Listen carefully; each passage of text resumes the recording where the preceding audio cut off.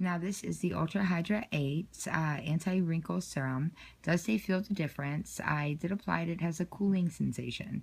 It is a peptide complex, collagen booster, claims to reduce fine lines and wrinkles. It does have the critical ingredients, vitamin A, B, and C, which C in particular I have learned that is very effective in helping with anti-aging.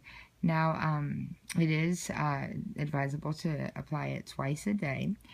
And here is a list of the ingredients. Now, that's about all the information I have on it. I will show you a little bit about the texture of it. As you can see, it is clear. It's gel-like, but it is not greasy.